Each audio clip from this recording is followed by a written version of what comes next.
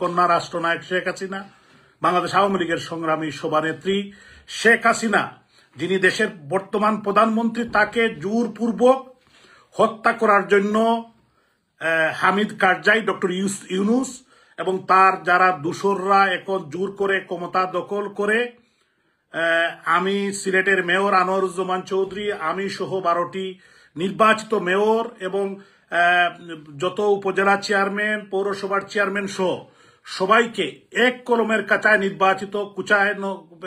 নির্বাচিত প্রতিনিধিকে বাদ দিয়ে যে স্বৈরাচারী মনোভাব এই হামিদ কারজাই, ডক্টর মোহাম্মদ ইউনূস যে প্রমাণ করেছে সে উনি গণতন্ত্রে বিশ্বাস করে না, এবং উনার যে উপদেষ্টারা আছে তারা গণতন্ত্র বিশ্বাস করে না, এবং আমাদের বাংলাদেশকে তারা একটি জিম্মি বানিয়েছে।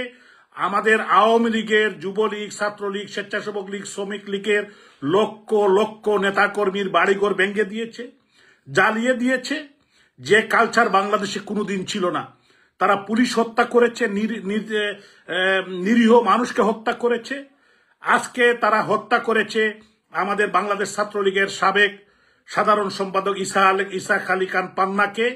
এরকম আমাদের শত শত হাজার হাজার নেতাকর্মীকে হত্যা করেছে। আজকে মানুষ কোথায় যাবে?